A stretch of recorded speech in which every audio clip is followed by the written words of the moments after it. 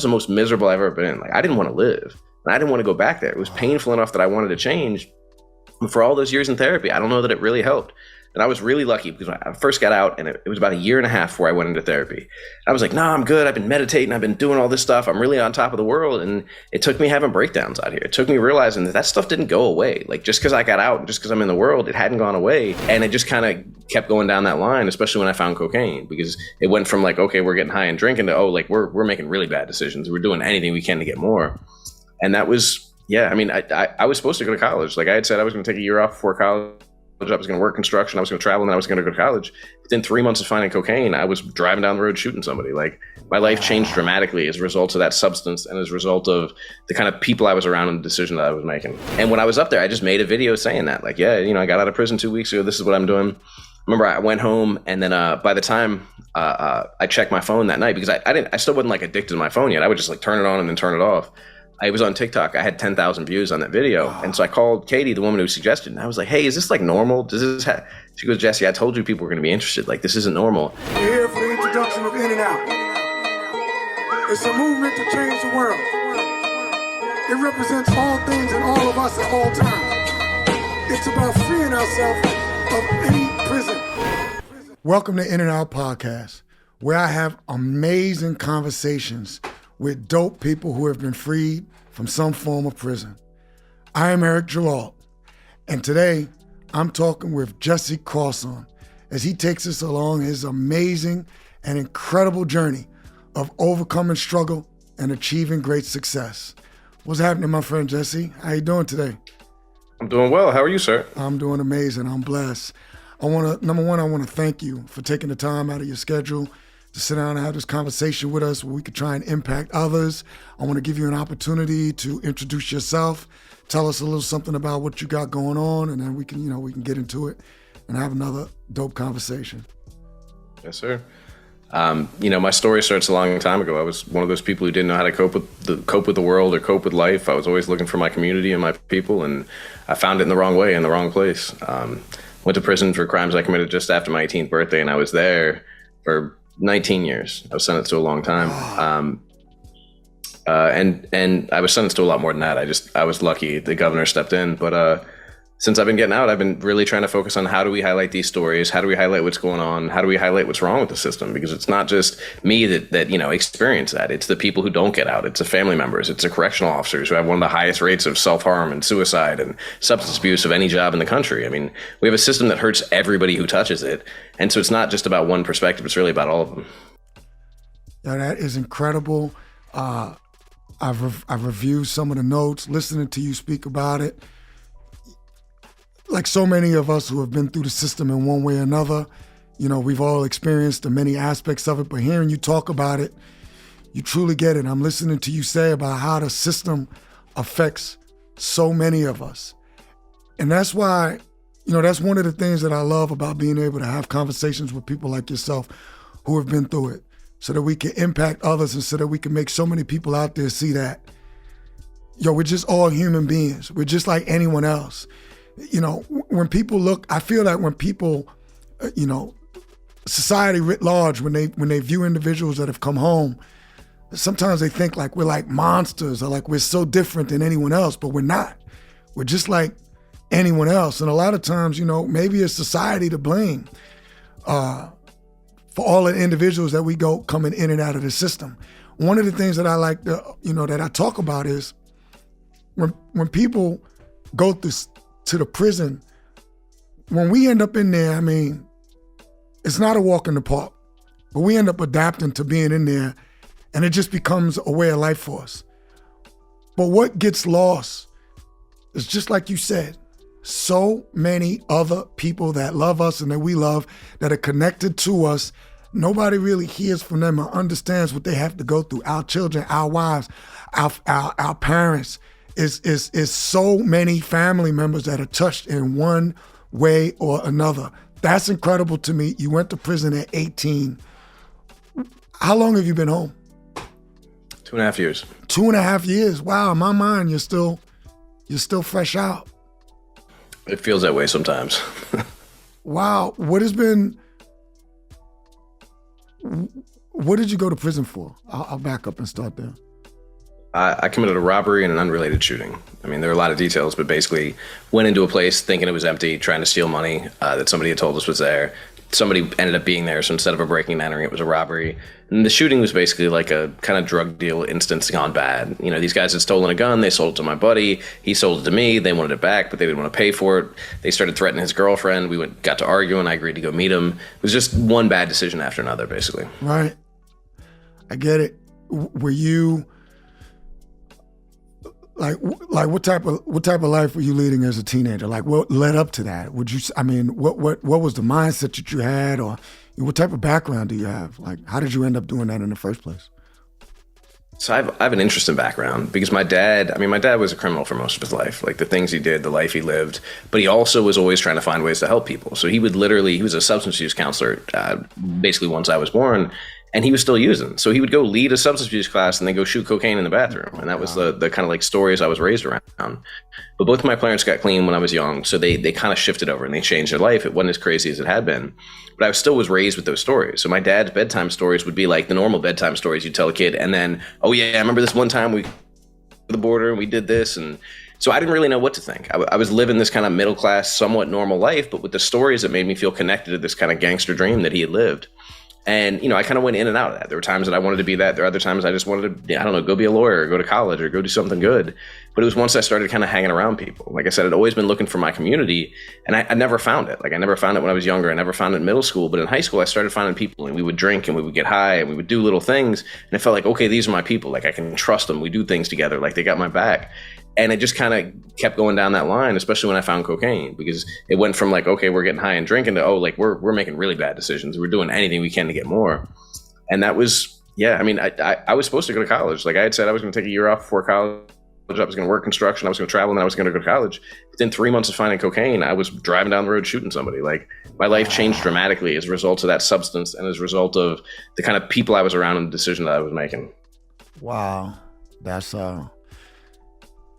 I think that's the story of so many people, right? Like, you know, based on your surroundings, based on the influences that you had, a lot of times the influences that we have, the exposure that we have are going to kind of shape our lives in so many different ways. Do you remember, well, I'm sure you do, I would think that you do, the day that you got sentenced, like the first day that you went in? You know, they say there's 2 days that you remember when you go to prison. The first day that you go in and the last day, you know, your first and your last. Tell me about your first day when you got sentenced. Sure. I mean, well, I didn't make bail. They didn't give me a bond. So my first day was actually being arrested. And remember the first sense of feeling I got after the SWAT team came and stuck a gun in my face and said, "I'll shoot you dead, boy." I just felt relief because like I was miserable. That was the most miserable period of my life. When they put the handcuffs on me, I remember being like, cool, at least this is over. Like this craziness. Because I felt like if I'd continued to do that, I was going to die or I was going to kill somebody else. Because the two guys that I shot, I'm really lucky they lived. Incredible. So I remember going to the jail. I remember all my co-defendants gave statements and I was like, I'm sitting in the jail. I'm like, why are they not here yet? What's going on? And it took a while to figure it all out. But then I slept for 3 days because I hadn't slept in days. Wow. But the day of sentencing was a powerful one because my guidelines when I walked into the courtroom that day were 8 to 13 years. The robbery and the unlawful wounding, the gun charges, everything else. Was this a federal or state charge? State charge in Virginia. Virginia, okay. Commonwealth. And my lawyer said, yes, sir. Okay. My lawyer said, you know, your midpoint is 10 years. You did some really bad stuff. Like, you need to go do 10 years. You just need to own up to that. And I could take that. I was like, yeah, you're right. Like, I caused a lot of harm. Cool. So the first motion the Commonwealth did was to modify the sentencing guidelines. And they said, okay, we're asking now for 10 to 16 years. My lawyer pulled me aside. He said, look, we can object, but like, honestly, the judge has seen the old guidelines. Like, you're better off. You'll probably still just get 10 years. Let's just take this. So, all right, like, whatever we do. So we got up, we gave all our statements. And then the one that really gets me is I remember the two guys I shot, one of their grandmothers got on the stand. And I remember heard this like slow, kind of like dignified walk up to the stand. And then the tears in her eyes as she described getting the call that her grandson had been shot, that she was going to the hospital, that she didn't know if he was going to live, and it was powerful because like, I think it had hit me before that, but that was a moment where it was like, I almost took someone's grandson away. And that was different to me than like, oh, some dude who was beefing with me or like we had a problem. Like that was when it really hit that he was so much more than like his actions or what he was doing. He was somebody's grandson. And that has always stuck with me. That's always something I just like can't not only I can't, but I don't want to get away from it, because I don't ever want to get to the point where I can put somebody in a box and not see them as a whole of who they are. So she gave that, and that's the moment that really stands out. And then the Commonwealth asked for 40 years, despite the guidelines being what they were. And the judge started reading out the sentence, and he said, I give you 20 years with 10 suspended, and I give you 5 years with 5 suspended. And he went through down the list, and I'm doing the math in my head, because it doesn't matter what the total is. It's like what isn't suspended. And at the end, my lawyer said, Your Honor, like, what's the total? What did you give him? And judge says, I don't know. I just told you. And so they had to have the court reporter, a stenographer, read back what it was and do the math. And he'd sentenced me to serve 138 years with 106 suspended. So an active sentence of 32 years, which was twice the high point of the sentencing guidelines. Wow. And yet, so you were sentenced to that, but at that time, you still kind of felt relieved. Isn't that? I mean, in that moment, I felt two things. One part of me felt angry. One part of me was like, this isn't fair. This isn't what it's supposed to be. That's not what they told me. This kind of self-pity thing. But the other part, I wouldn't call it relief. I would call it like validation. Because my whole life, I've been searching for community because I didn't feel like I was good enough alone. Or I've been searching for a way to do things because I didn't feel like I was enough. And in that moment, it felt like the judge had validated that. He was like, you're irredeemable. Like, you are worthless. Wow. You deserve to spend the rest of your life in prison. Like, you have no value. And so there was part of me that was angry, and there was part of me that was like, yeah, he sees it. Like, I've always known that I was that. I've always known I didn't have value. Wow. And it was really a divide between those two things. Wow. So when you get sentenced, what was your mindset? Like, was you going in there feeling like you say, you got this validation? Was you feeling like, okay, you validated that? Now I'm going to go ahead and I'm really going to thug it out, like all the way. I'm just interested in knowing, what was that mindset that you went in, and then how did that change over time? There was definitely like a fucking mindset, but it wasn't that much. And I largely credit the people that I had in my life, because my dad came to me in the jail and was like, look, this is my fault. And I don't agree that it was his fault, but I understand why he said, look, I contributed to this. I told you these stories. I built you up this image. Like, I turned you into this. But he and my mother and friends and other people were like, no, like, we're not going to let you live like this. Like, yeah, this sucks. Yeah, it's horrible, but like, you're going to get through this. And even more, you're going to get through this somehow better. And I didn't really believe that, but it was like people built me up over and over enough that I started to think like, well, maybe I can at least try. And I think what's really telling for me when we talk about environments or people were around or support, when I got to Nottoway, which was my first major prison, there was another kid who got there, same thing, had gotten 30 years at 18 years old. His name was Happy. He was out of Richmond. And everybody around him was like, bro, you got 30 years. You need to make an example of somebody. If you don't, bad things are going to happen. So about a year after we got there, he had been running around. He was always carrying a knife, and he just stabbed a dude up really bad because that's what everybody told him he had to do. It wasn't even a beef he had anything to do with. It was like him and his homeboy. His homeboy got into words with the dude threat, whatever it was. He just he inserted himself in the situation because he felt like he had to, or that was his way of winning in prison. And whereas everybody in my life was like, no, we need you to go to college. We need you to get an education. We need you to write papers. Like, you need to do something positive. And I realized if I had the same people around me that he did, I probably would have done the same thing that he did. Wow. And it really isn't that I just made a choice. It's that I made choices based on the environment and the people that were around me. Right.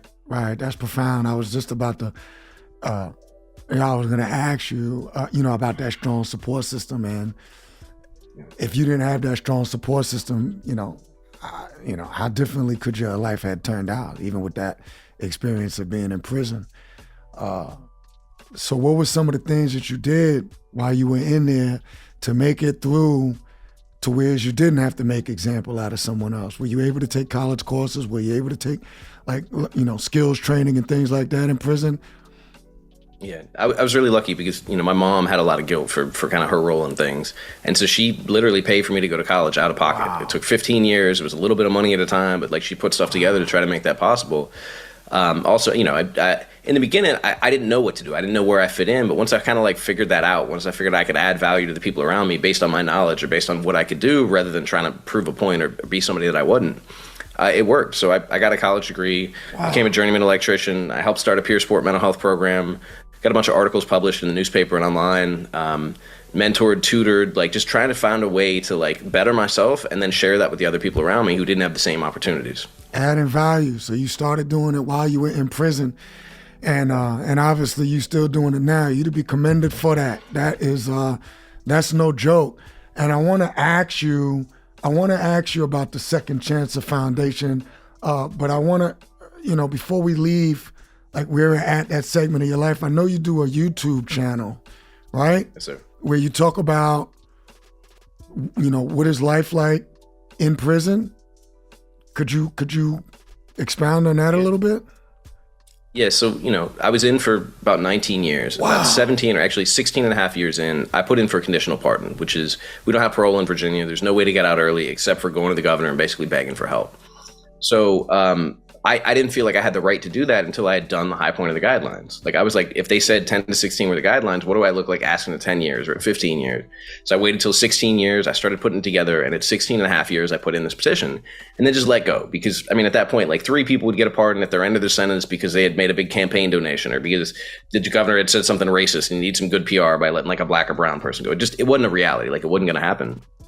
And then 2.5 years later, just as a result of like perfect circumstances, a perfect storm, I got called into the counselor's office one day and they just said, Mr. Crosson, like, you're leaving Coffeewood today. You've been granted a pardon. I literally went from waking up with 10 years left on my sentence to walking out of prison an hour and a half later and no idea how to even like balance that. But so getting out, I didn't know what to do. I managed to get some work. I was doing some contracting, like some carpentry work, but it was in the middle of COVID. I didn't know what I was doing. And I had a friend who said, look, Jesse, you need to share your story. Like, you need to go on TikTok or YouTube or do something. I thought she was crazy. I was like, man, nobody gives my story. Like, I'm some dude who committed crimes and threw his life away. But I remember I made that first video. I went up. I always said when I got out, I was going to go on this hike. I was going to go to the top of the mountain. I was going to eat Chinese food. And I was just going to like try to process all the stuff that I'd seen, the stuff that I'd experienced, like, and leave it up there. Try to leave it on the mountain and not carry it with me. And when I was up there, I just made a video saying that, like, yeah, I got out of prison 2 weeks ago. This is what I'm doing. Remember, I went home, and then by the time I checked my phone that night, because I still wasn't like addicted to my phone yet. I would just like turn it on and then turn it off. I was on TikTok. I had 10,000 views on that video. And so I called Katie, the woman who suggested it. And I was like, hey, is this like normal? She goes, Jesse, I told you people were going to be interested. Like, this isn't normal. And so with all my free time, I started making videos and interacting with people and answering comments. And I realized that people were interested and that I could actually add value, because if I could be the face that people see when we talk about incarceration or reentry, and I could talk about the reality and like what's bad, I can actually influence things. I can make people care in a way they didn't care. And I was like, okay, this is cool. Like, I get to have an impact for the better. And it turned into, it's where everything came from. It's where we got the seed money for Second Chancer Foundation. I was literally talking to somebody at a party about having applied for this big national nonprofit job. He was like, oh, well, tell me your social media. I'm really interested. We go through this whole thing. And the next day he sends me an email. He's like, man, I want you to not take this job. Like, I did some research on them. I stayed up half the night watching all your videos. Like, I think you are going to have an impact, and I want you to have that impact the way you want to. So I'm going to give you seed money if you don't take this job. Wow. So all of a sudden I'm forming a foundation and filing for 501c3 and trying to figure out what we're going to do and how we're going to have an impact. And social media has been the way where I feel like I've had the biggest impact, but it's also had the biggest impact on me because the connections I've made, the stories that people have shared with me, that it's just been amazing. Yeah, that's incredible. It's a two-way street. And obviously, I can hear that you're super passionate about it. And the fact that you're able to impact others is really an amazing thing. It sounds like to me you did something that, there was a decision that I made when I was in prison. And I think when people make this decision, it's when you get locked up or when you're presented, when you find yourself in a circumstance, like being in prison, you have to decide whether you could either go in and you could come out. You could make a determination you're going to come out either bitter or better. And it sounds like you made that decision to come out better, and you're making an impact on others. And that's a beautiful thing, man. I'm touched by your story, so it's not surprising to me that you're making such an impact on others, because like, you did it. You're a living example of the transformation that someone can go to when they make a decision to make an impact on others and to be able to make other people's lives better. So, just hear, and I've been through my own story, but hearing yours is inspiration to me. And that's dope, brother. Once again, you're to be commended. Tell me a little more about the Second Chancer Act. When did it start? Some of the things that you're doing. Could you get into that a little bit more? Yeah, so we started in late 2022. And the reality was I didn't know what was going to have the biggest impact. So we started doing adult reentry classes. We were trying to help people from the community who come back from jail or come back from DOC, connecting with parenting classes. This whole curriculum that was about how do you address all the needs you didn't address that caused you to go to prison. And we started off with 13 people in the class, and by the end we graduated 4 people. And we realized that transportation was an issue. We realized that if they can come to class or they can go hang out with some girl, a lot of times they're going to go hang out with some girl. So we tried to rethink it. We started doing a lot of work in the juvenile center. We go in once a month. We bring in local speakers. We're going in on the 25th to do a big event where we're bringing food. We're connecting the kids with resources. But the biggest thing, I started asking all my friends who were formerly incarcerated, were successful. Like, one's a reporter for the LA Times, one runs a big nonprofit, one runs a big company. And I said, what was the difference for you? And then I thought about my own life. And for each one of us, there's been a mentor or a teacher or a guide who's fundamentally shifted our life.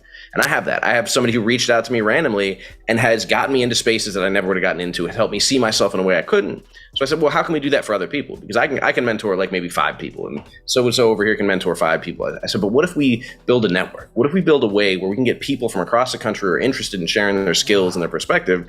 We built Second Chancer Foundation, Second Chancer Connect, which is a platform that basically removes all the barriers. Because you know as well as I do, if you say, hey, I want you to do this background check, and I want you to give your fingerprints, and I want you to drive 2 hours to the prison, nobody's going to do that. Like, it is hard to get volunteers to show up. But if all somebody has to do is respond to an email, that's it. Right. You literally sign up for the mentor program. We send you the letter that somebody sent in, the questions are asked, a bunch of resources that can give you guidance or information about it, suggested responses, kind of a reminder of like the best way to communicate with somebody who may not have had the same life experience as yours.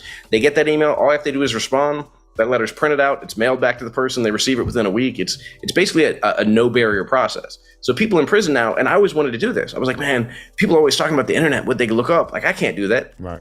Somebody can literally write a letter and be like, man, I want to know how to get into stocks and bonds. I want to know how to start a lawn care business. I want to know, is it possible for me to be a nurse or a doctor? Is it possible for me to go work in whatever? And we can connect them with somebody who can answer that question. Wow. That's where we're working out to really build our mentor base, because we have all these interested parties. But even with this low barrier entry, we're having trouble getting people. So that's the reason that, you know, the fingerprint and the background check and the drive in 2 hours definitely wouldn't work. But once we can get that many people, we're going to do a pilot in Texas. We're going to do a pilot in Virginia. We're probably going to do a pilot in North Carolina. I just had Core Civic, the big private prison program, say they want to do a pilot in Georgia, where they're actually going to get us in every one of our facilities. So, I mean, we're just trying to figure out how we can have the biggest impact and connect people with that kind of hope and that perspective and those skills that they wouldn't otherwise have access to. That's awesome. Well, you know, we're here in Georgia, so anything we can do here in and out to try and add value, you know, we're open to it. I would love to, you know, Offset, talk to you even more about it. What are some of the things that you find, such as like mindset or perspective, people having mental prisons on? Because I believe there's a lot of mental prisons that people are in that lead them to a physical prison, such as incarceration, such as you and I have been. What was some of the mental prisons that you think people were struggling with that led people that ended up being in prison in the first place, or committing crimes, or putting them in that type of lifestyle that's going to put them in jeopardy, where they could be taken away from their family, or where their whole life could be taken away from them? I think the first one is a failure of imagination. It's, you know, every time I go into the juvenile center, I ask the kids when we get a new shipment of kids in, I say, how many of you know somebody who owns their own business? And every now and then one, but almost nobody raises their hand. I said, how many of you know somebody who owns their own home? And again, almost nobody raises their hand.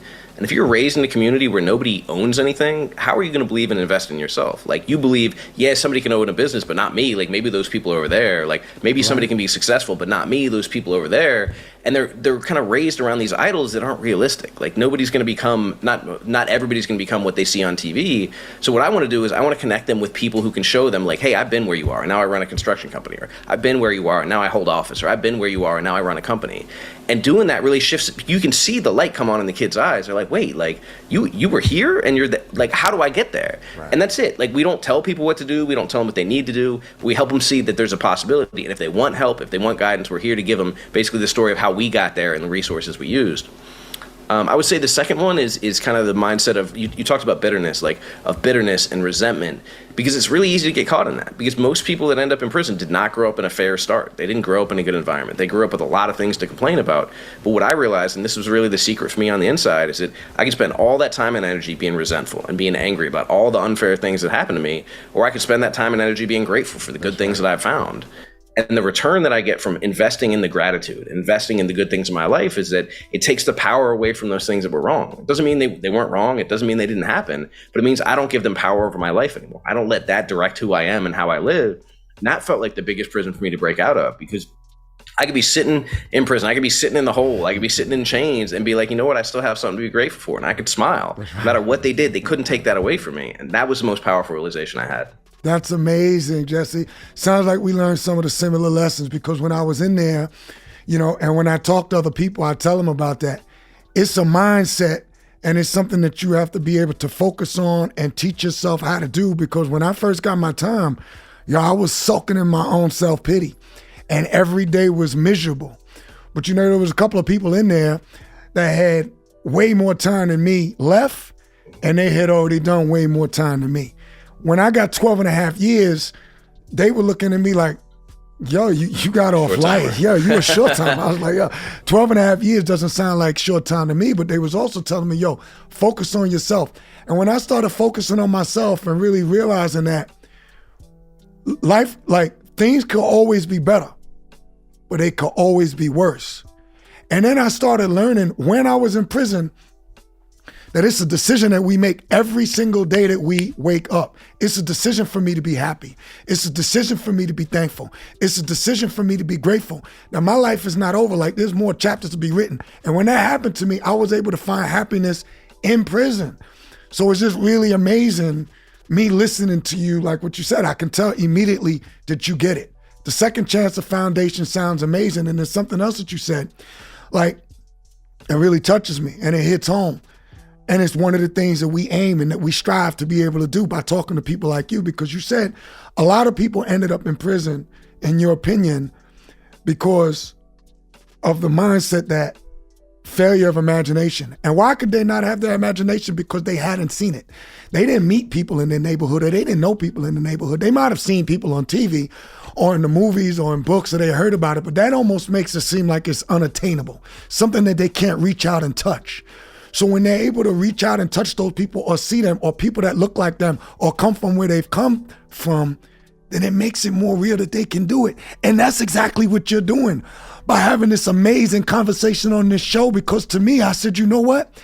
So many people in this world, like we're real human beings, have been locked up in some form of prison. When they're able to see an amazing individual like Jesse Crosson, then they can say, yo, like, look what he's been through. Like, he was in prison. He was all the way down as low as you can go. And look at what he's doing. And if he could do it, I could do it. So I know that anyone that's watching this is going to say, yo, if he can do it, maybe I can do it too. And I know you're going to make so much more of an impact. And yo, I appreciate you for coming on here and sharing that story. And another thing that I wanted to get to is unresolved trauma. When I saw that, that's another thing that resonated. Because, so in the federal sentencing system is called 18 USC 3553 sentencing factors. When we get sentenced, when a judge metes out a sentence, he's supposed to take into consideration the sentencing factors. And those sentencing factors, one of the things, there's 6 different categories of sentencing factors. And one of those things that's supposed to be considered is the history and characteristics of the individual being sentenced. And I believe, as you believe, that so many crimes, if you trace the history back to it, there's going to be, let me get this right, I think it said insecurity. Here it is, insecurity and unresolved trauma. Can you explain that a little more? And, you know, to the extent that you can talk about it, you know, I think we all have trauma to some extent, but did you deal with trauma in your childhood? I did. And it's one of those things that I didn't even realize growing up that it wasn't normal, or that it was traumatic. It's the only thing that I knew. I grew up in a chaotic household. I grew up in an unsafe place. And living like that, again, I don't know that that's different from anybody else. I do remember, like, when I was in school, I would go over other people's house, and like sometimes it was way worse. Sometimes the dad would be beating the shit out of the mom in the middle of the kitchen. And you're like, okay, this is worse. Like, this is not what I'm experiencing at home. Like, this is a big, like, kind of hyped up version. It was like, yeah, I remember the cops getting called on my mom one time we were down at the beach. I remember her put my dad in the hospital. I remember these other things. But again, I just thought that was normal. I thought everybody went through that. And then every now and then I would go to like a friend's house and I'd see the family and they'd all be like sweet and healthy and normal. And I'd be like, man, like, why are they pretending to be like this? Like, nobody's like this. Or if they are, like, it's just a matter of time. But going through that, I didn't know. So I grew up kind of with a different version of the failure of imagination. I just always grew up believing there was something wrong with me. I grew up with a tremendous amount of guilt and shame for things that happened to me as a kid that ultimately I wasn't in control of. But it literally took me until it was in my 30s to recognize that as a kid, I can't be responsible for the things that happened to me. But for all those years, I thought it was my fault. I thought it was something that I did, and I didn't know how to deal with that. And even for all those years that I was in therapy in prison, because I was one of the people who immediately signed up for mental health. I was like, no, I want to go. I want to hear. What do I need to do? How do I get better? Because I didn't ever want to be back in that place. Because where I was when I got locked up, it was the most miserable I've ever been in. Like, I didn't want to live. And I didn't want to go back there. It was painful enough that I wanted to change. And for all those years in therapy, I don't know that it really helped. And I was really lucky because when I first got out, and it was about a year and a half before I went into therapy. I was like, no, I'm good. I've been meditating. I've been doing all this stuff. I'm really on top of the world. And it took me having breakdowns out here. It took me realizing that stuff didn't go away. Like, just because I got out and just because I'm in the world, it hadn't gone away. I was really lucky to find an amazing therapist who has changed my life, who has helped me face some of the things that happened to me, face some of the things I experienced, face some of the kind of scars from that, and allow me to move forward. And I don't think I realized how much it had affected my life. I don't think I realized, even until my 30s, how much I doubted myself, or how much I blamed myself, or how much I didn't believe in myself.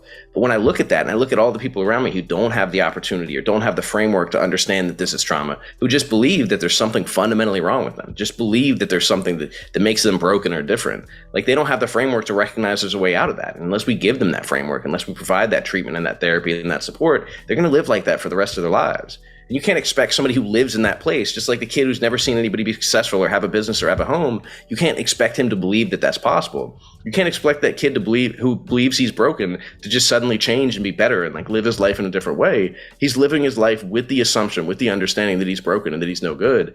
And I remember that feeling, and it's not a good feeling. That's deep. When you got sentenced, who is it that sentences, like, do they do any type of like a background of your history when they're making suggestions to the judge? You know, like the history, like we're talking about, did they delve into any trauma that you might have experienced, or exactly what you're talking about in consideration of giving you your sentence? So they do a pretrial report, which is like, right. They talk to you about, what your life was. But again, at that point, I didn't realize that my life wasn't normal. Like, so many of the things that were significant in my life, I didn't talk about because I thought everybody had experienced that. Everybody had done that. And there was also, when you get hurt or when you're in a bad place because of somebody you love or because somebody you're supposed to love, you don't want to talk about that. Like, you don't want them to take mom away. You don't want them to take dad away. You don't want them to put uncle in prison. Like, right. So it was hard to do that. It's continued to be hard to do that. So like, I didn't talk about the things that had happened to me, in some cases because I didn't feel comfortable, in some cases because I didn't really understand, in other cases because I wanted to protect people. Like, I couldn't let something bad happen to them because, again, I still blame myself. So there are probably things that I could have said in that pretrial report that would have changed my sentence, but I wasn't in the mindset, or I wasn't in the place, and they didn't care enough to actually ask the questions or dive in deep. They were just like, cool, I got 5 minutes, let's get this done. Cool, yeah, his parents were divorced, he did this, he was in school, done. Right, yeah. I had a similar experience. What type of difference do you think it would make if those type of procedures were put into place to where there was real and significant consideration into the background of different traumas that people might have experienced when, during the pre-sentencing report and pre-sentencing phase of it? I think it would make a difference. There are two things. Oprah wrote a book with this doctor called What Happened to You? And it's the idea that so often we ask ourselves, what's wrong with me or what's wrong with that person, rather than asking what happened to me or what happened to that person. And that was really the best way I could describe to shift the way we look at it. So I think it would change sentencing. I think it would change sentencing structure. And I think it would validate to that individual that, hey, like, you made choices, but your choices were based on this understanding or this experience. But the problem still is we don't have a framework to address this. So if you give this person a shorter sentence, you don't have the therapy to address their trauma. You're not giving them any more resources. You're not teaching them to cope. You're not teaching them to be better. You're just recognizing there's a problem, but not doing anything to fix it. And again, you can't expect that kid who doesn't understand it, who doesn't have any framework, to just fix it himself. Like, those people who actually deep dive and heal themselves, like, that's an amazing thing, but it's incredibly rare.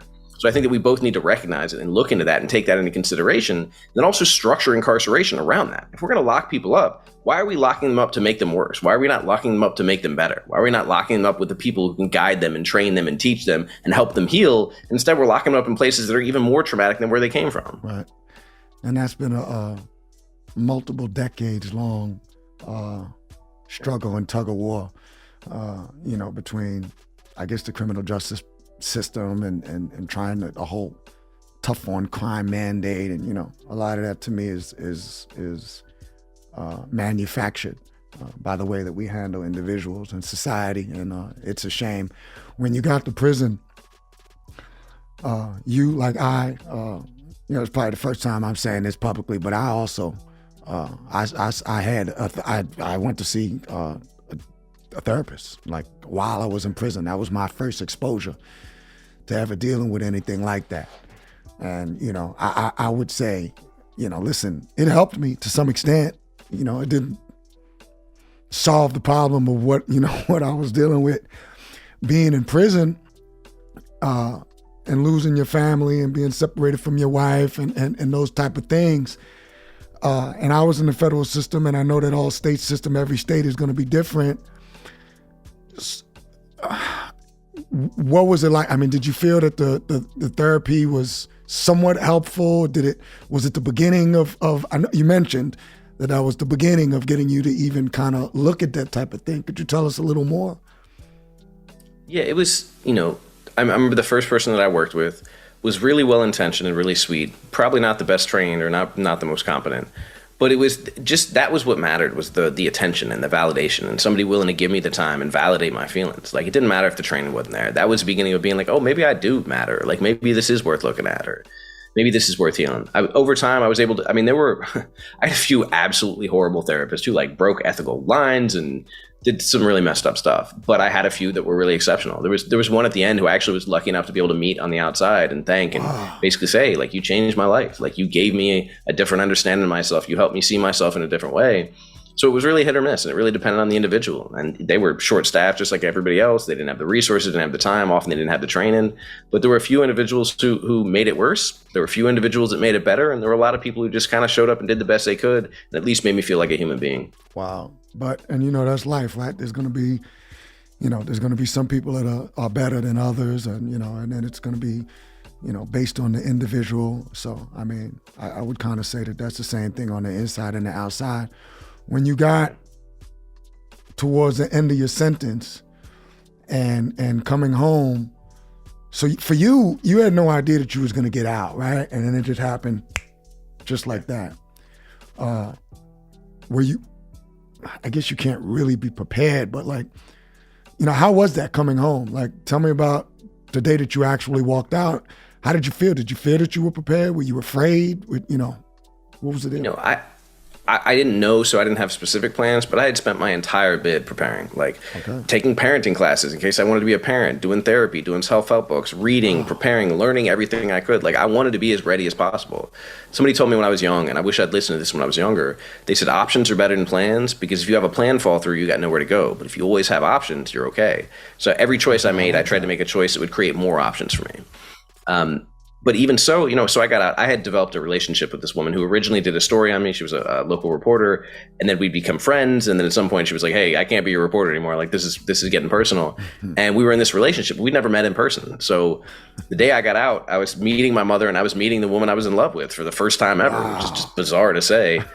And we did. We went off and we were able to spend some time together, and it was incredible. And then it wasn't long before I had a breakdown in Costco, because they were like, all right, cool, we got to get you some stuff. Like, you got a little debit card with the money from your account. Let's go get you some shoes and some clothes. Because all I had was like the blue shoes and the release clothes. I didn't have anything else in my name.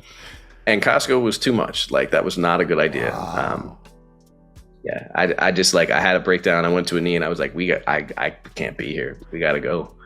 And went home and really enjoyed the quiet and just watched as we were driving down the road, and then didn't sleep for 3 days. I remember being so amazed that people would just go to sleep. I was like, this is the biggest thing ever. How are y'all going to sleep? Like, it's 2 a.m. I'm sitting on the porch just happy as hell, smiling from ear to ear, because I can hear nature. I can I can walk out this door if I want to. I mean, I was so overwhelmed in a good way and in a bad way. And that continued for weeks. I remember probably a few days later, I had to go get body wash because I didn't have any soap. And I remember standing at CVS, looking at the line of body wash for probably 5 minutes and being like, I don't know how to choose. I don't know what to do. And finally I just grabbed one that said men's body wash in big letters. And I was like, the only thing I could figure. I was like, all right, I'm grabbing that one. But that being in public places, the noises, you hear a clang or you hear a sneaker squeak or you hear something else. And all of a sudden you're back on point. I mean, it took a long time to get to the point where I feel like I can be I can be okay in a lot of environments. And still, when I'm under resourced, when I'm not taking care of myself, when I'm not sleeping enough, when I got a lot of stress at work, yeah, being in those environments is not a good idea. So I got to be really careful where I'm at or who I'm around or how I'm living, because otherwise I can find myself fall back into that kind of fight or flight life. And I don't want to be like that. I want to enjoy my freedom. Wow. You answered a lot of questions before I could even ask them, but those type of details and explanation, I think, are super informative, and it serves to kind of like give people a glimpse and a better understanding of some of the things that people, deal with when they re-enter society, returning citizens. It's like, in so many different ways, okay, you coming out of one prison. One of the things for me was when I came home, okay, I got out of that physical prison, but then I had to, I was in a whole nother mental prison. When I came home, like, what are some of the other obstacles that you faced when you came home? Obstacles that the system puts on you, hurdles that they put in front of you that you've got to overcome just in order to get reacclimated with maybe your family. Like, I feel like family and friends, they don't really understand and know what we might have gone through.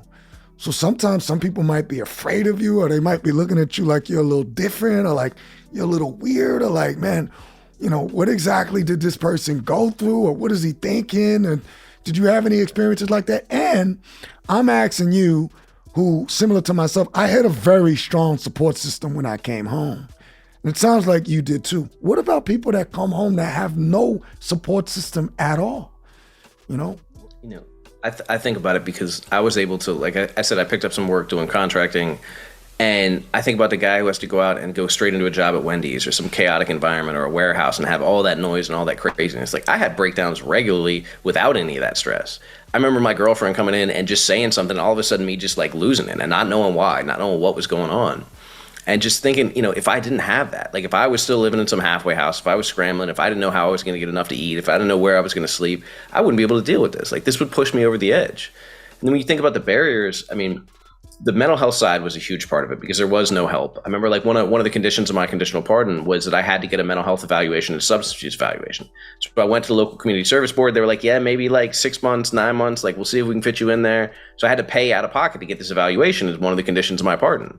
It was like, okay, well, this isn't good, but I definitely can't afford to go to therapy now. That's part of why it took me a year and a half, because I just didn't have the money. There's no free therapy. There's no access. But then it was the things, and it's so crazy to me, the barriers that are in place, the people that don't want to hire you. And I'm really lucky to be where I'm at, because the city, the university, like all the groups in my area are willing to hire people with a history. They're willing to consider you. I got a job offer at the university. That was one of the first job offers I got. Oh. But there's still these barriers in place, because it's like, yeah, you can work on maintenance, but like, we're not going to let you in these other jobs. Or right. I'll tell you what's so crazy is Courtney and I bought a house about 2 years out, maybe a year and a half out. We bought a house together. And there was no background check, there was no history, there was no issue. Like, it was fine. But when we broke up and I tried to move into town, all of a sudden people don't want to rent to me. Like, I'm running a nonprofit foundation, I'm on TV, I'm like winning awards, I'm speaking all over the country, and they don't want to rent to me because I'm a felon. Like, that's the only story they see. And that was when I realized, like, I have this. I have the Commonwealth's attorney and people from the news station and the chief of police writing letters of support for me to get a place to stay, and they still won't let me stay there. Imagine the person who doesn't have any of that. Imagine the person who hadn't had that opportunity. They're never going to find a place to live. Like, even now, like this apartment that I'm in now, I had to find on Facebook Marketplace. And it's a private renter who says, hey, I don't care. All I want to know is send me 3 reference letters and show me you can pay. Like, show me your recent pay stub or your money. That's it. And if it wasn't for him, I don't know where I'd be living. So I think about, again, the people that don't have that support or don't have that opportunity, where are they going to go? Like, what are they going to do? And if they do find a place, it's going to be back in the same neighborhood they came from that had the same problems, because people are really saying, like, we don't want you over here. Like, yeah, we think it's a problem, but like, go back to where you came from. Like, we don't want you over here. When I think about that, I mean, how do we expect people to succeed? I really don't think we do. Yeah. Yeah, you're spot on with so much of that. And do you think what direction do you think like we're moving like closer or further away? Or do you think that anything is being done right now? I mean, aside from like the Second Chancer Foundation, and different organizations like that, do you see things getting better or worse or basically the same? I think things are getting a lot better, or there's a push toward it. But I mean, you got to remember that I think if you look at like Trump America, that was a response to a push towards something that I considered positive because people didn't like it. And I think there is going to be a big pushback. It was just like the George Floyd movement, where all of a sudden every company has a DEI department, and they're talking about being inclusive, and now they're like, let's cancel all that. We don't really want that. But I think for now, and the biggest thing I credit it with is I've never seen a coalition of formerly incarcerated people who are out here giving their time, giving their lives, and giving their energy to make a difference, and humanizing it, like putting a face on it. Because as long as you're afraid of some criminal from like a cartoon you saw as a kid with those little like striped shirts and like they're doing bad things, that's one thing. But when you see somebody in front of you, or you see somebody on TV, or you see somebody at the grocery store, you're like, oh, that's a human being. Like, he's happy, or he's sad, or he's angry. Like, oh, I can relate to them. It just changes things. We've got more legislation passed in Virginia in the past 3 years than we ever imagined would be possible. We've got people that are doing support. We've got amazing organizations in our city. We have a group in our city that I love. I'm on their loan review committee that gives low interest loans to formerly incarcerated people to pay their fines, to get their license, to get a car, to start a business. And they've been so successful here, they've expanded to 4 other cities. Like, it's changing. There is a tide of change. And I do think there's going to be a pushback, but at least for now, it feels like there's an openness to change. And part of that is, besides the push, it's the willingness to engage people where they are. Because if like I don't agree with you and I yell at you from over here, you're never going to listen to me. That doesn't work. But I can say, okay, like you don't care about incarcerated people, cool. But you care about like law enforcement? Well, if correctional officers are law enforcement and our system is breaking them, like let's care about them. Or hey, you don't care about them either, but you care about money and fiscal. Well, hey, what we're doing is costing too much money. Do you want to save money? Or hey, you care about public safety, you're law and order. Well, guess what? Not giving people reentry resources make them more likely to succeed. So you don't like public safety, you don't like people being safe. So you can support this reentry and you'll actually be supporting public safety. And it really requires being a lobbyist, and really requires going in and talking to people wherever they are and recognizing they're going to have their own mindset or their own prejudice. And I have to meet them where they are, because if I don't, if I yell at them from across the room that they're wrong or they're bad or they're stupid, it's never going to get anywhere. But that everybody has the basic same needs. And if we can find a way to meet those needs and we can have a policy that actually serves those needs, we can actually move forward. That is dope. That is super dope. And you've been home for 2.5 years. So you didn't have to go to a halfway house when you came home? So I didn't. It was partly because it was COVID. It was partly because of conditional pardon. Like, there was no reentry. I mean, there was no door I could knock on. There was nobody I could talk to. It was just kind of crazy. But yeah, in Virginia, we don't have any state-run halfway houses. Wow. We have like private ones that sometimes contract if people need it. Sometimes can go there from the jail, but there's no state-run halfway house system. Wow. I remember last time I was talking, it was probably 9 months ago, I was talking to DOC, and they were like, bro, if you can put up a barn with some hay, we'll pay you to put reentry beds. Because like we got homeless people coming out every day. We're sending 200 people a month home to be homeless. We got nowhere to put them. That's incredible. That really is. I wanna ask you a couple of questions. I'm just gonna kind of give you a word. Can you kind of tell me, like, I don't know, what comes to mind when I ask you that? Sure. Forgiveness. You know, I used to look for forgiveness from other people, and then I realized it wasn't mine to ask for. Like, that's their journey, and that's what they have to figure out. That the biggest thing I had to do was deal with my guilt and my shame.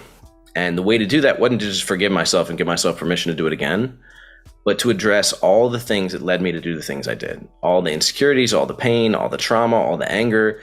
And once I had addressed that, once I had actually dealt with who I was and I'd become a person who would no longer do that, that was the first step in me being able to forgive myself. And because forgiving myself is not about like, oh, I'm good, I'm in the clear. It's about allowing myself to move forward and actually show up and help other people, actually like live a full life and live a good life and be an example of that. But before that, living in shame wasn't doing anybody any good. It wasn't undoing the harm that I'd done. It wasn't helping me. It wasn't helping any future person, because I'm living in the shame. I'm just going to compound it and continue to be a worse and worse person. The forgiveness I needed was for myself. And it was as a result of accountability and change. It was a lot of work. Love.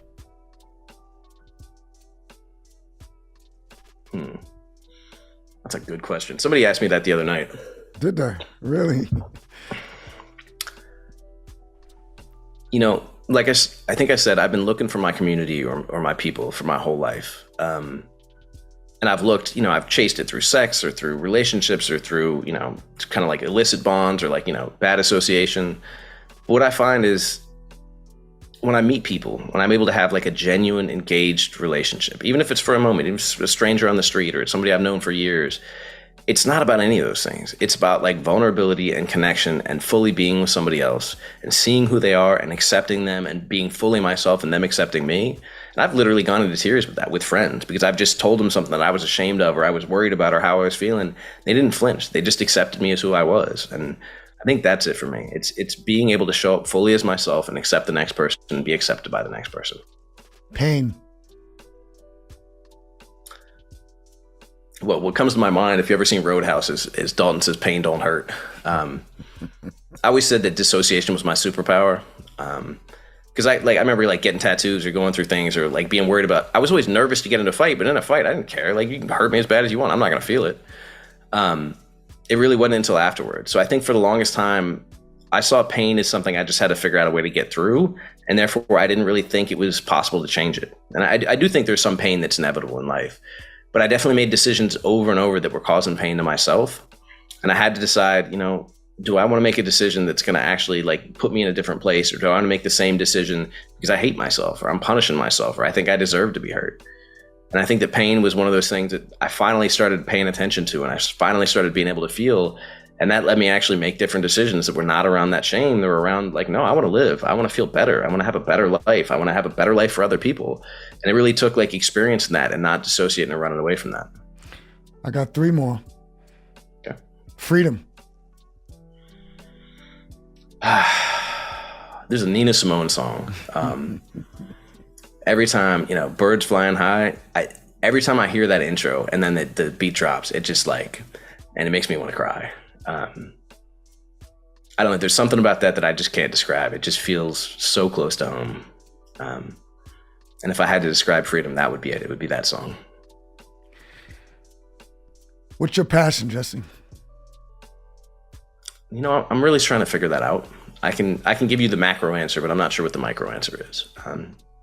My passion is people. It's what I just said about meeting people. It's about whether I'm going on a date or I'm meeting somebody at a conference or I'm sitting at the bus stop with somebody. It's about people, like connecting with people, sharing with people, learning from people.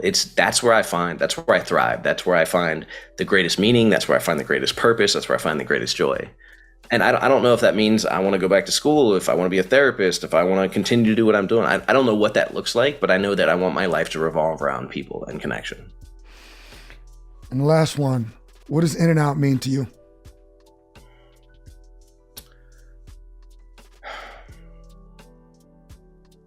I think there's this association, and I saw a lot of guys who did it. I remember one guy over the 19 years I was in, I saw him get out and come back 5 times.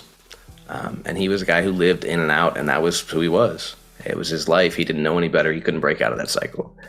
But I think in and out can also be the thing that, no, I went in and like I got out and I'm never going back in. That it was, I'm going to change my life. I'm going to change who I am, and I'm going to find a way to move forward because I'm not going to be him. I'm not going to go back 5 times. I'm not going to go back 3 times or twice. I'm never going back. Like, there is nothing in my life that is worth going back to that place because I actually care for the first time. Like, the first time in my life, I actually care enough about myself to make myself a priority rather than saying, oh, F it. Like, I'll get this and maybe it's a risk, but who cares? Like, I'm going to end up there anyways.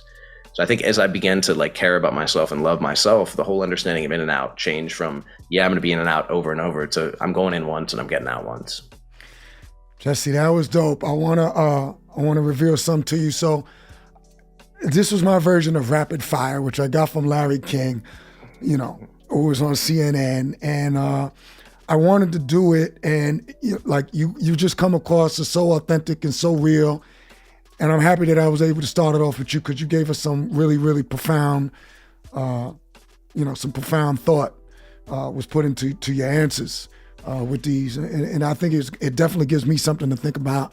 And I'm sure it's going to give everyone something to think about. I want to, we're running out of time. We're getting towards the end. I want to give you an opportunity to tell us where you're going with Second Chancer, some of the things that you have coming up on the agenda. Give people some words of encouragement or anything that you could think of, inspiration, someone that is out there, that's watching, that's listening, that has been there, that's struggling, that's down, that needs some words of encouragement, whatever comes to your mind for you to say. And also let people know where they can find you on social media. Take it away. Sure. So With Second Chancer Foundation, we are, like I said, we're building our mentor pool and we're starting pilots. So we need mentors. We need people who have professional experience or lived experience or entrepreneurial experience. And we would love for you to be willing to donate 5 hours of your time a month or an hour of your time a month. You can go to second-chancer.org and sign up as a mentor. We've got an explanation of the program. We've got a detail of how the whole thing works. We really need people who are qualified, who are willing to share a little bit of their time and energy, because it's going to change somebody's life. And I'm really passionate about that.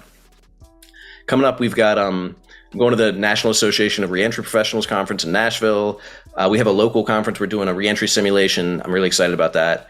I'm looking at doing like real estate deals. I really want to try to figure out if there's a way to do fractionalized real estate for formerly incarcerated people.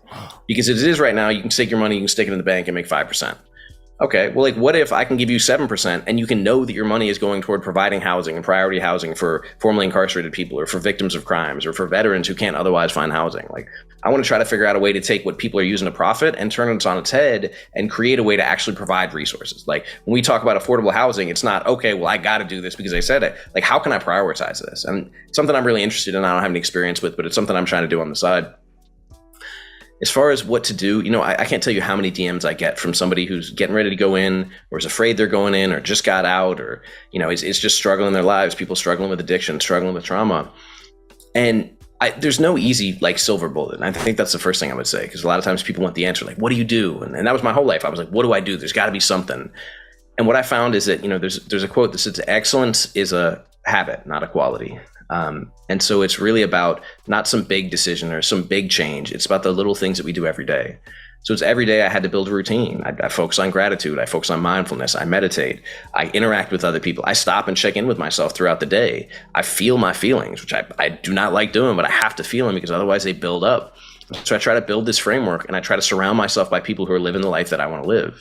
When I got out, I got people from the old life who wanted to see me, but I don't want to live that way. And I don't want to be around people that are living that way because it's not worth it to me. Like, sometimes loyalty has to have an expiration date. I can still love you. I can still send you money to your books, do whatever I'm doing, but I got to hold you at arm's length because where you're going is not where I want to go.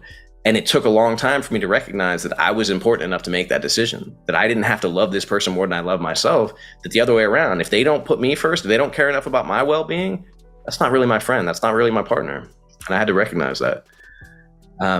And really, like I said, I'm just trying to figure out a way to live as like deeply and authentically and meaningfully every day. And it's hard because we get lost in worrying about if we're going to have enough money or worried about where we're going or worried about, and the reality is, I've been okay so far. It's been 2.5 years. I've never gone hungry. I've never had to sleep outside.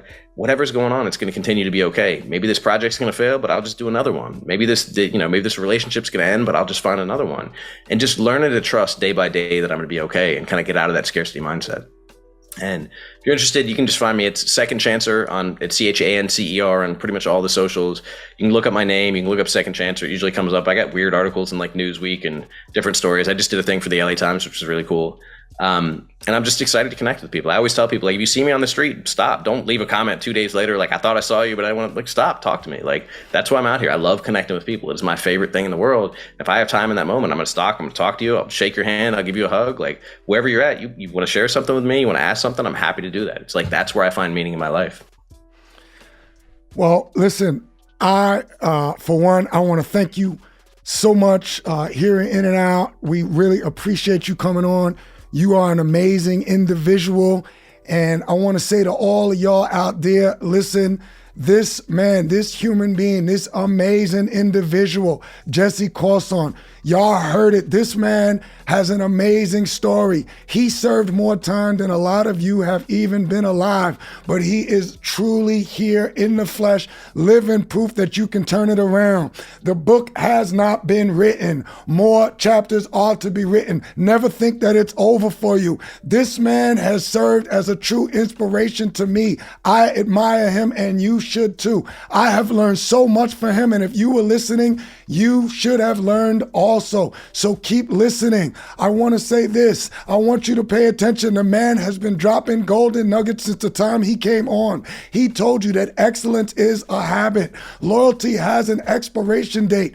He's teaching us all to love ourselves. You have to really tune in, and you have to realize that when we have greatness in our presence, we have to appreciate it. I want to thank you for all tuning in. You know where to find us. You know where to find Jesse Crosson. Check him out. He is reachable. He told you he loves people. That's one of his passions. If you are a person, he loves you too. So you want to find us, keep finding us, keep checking in. We are at In and Out, INNOUTWW. You can find us on all platforms. We really appreciate you tuning in, and now we're out.